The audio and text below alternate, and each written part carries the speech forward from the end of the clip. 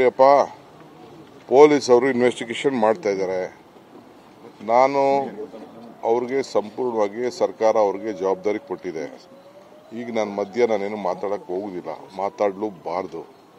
I don't want to lead any issues out of it.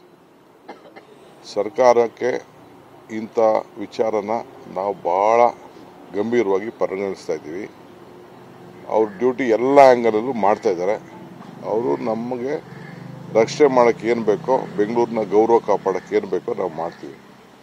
ಪಾಪ BJPಯವರು ಅವ್ರ ಕಾಲದಲ್ಲಿ ನಡೆದದನ್ನೆಲ್ಲ ಮರ್ತು ಬಿಟ್ಟಿದ್ದಾರೆ. ನಾನು ಪಾಲಿಟಿಕ್ಸ್ ಮಾಡೋಕ್ಕೆ ನಮ್ಗೆ ಇಷ್ಟ ಇಲ್ಲ. ಅವ್ರೇನು ಬೇಕಾದ್ರೂ ಪಾಲಿಟಿಕ್ಸ್ ಮಾಡ್ಕೊಳ್ಳಿ.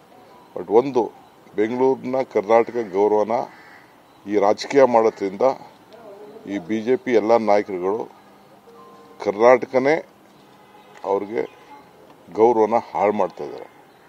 ಇದು ಅವ್ರ ತಲೆಯಲ್ಲಿ ಇಟ್ಕೋಬೇಕು. ಕರ್ನಾಟಕ ಗೌರವ ಹಾಳು ಮಾಡ್ತಾ ಇದ್ರೆ ಬೆಂಗಳೂರು ಗೌರವ ಹಾಳು ಮಾಡ್ತದೆ, ಅವ್ರ ಗೌರವನೂ ಹಾಳು ಮಾಡ್ಕೊಂಡಂಗೆ.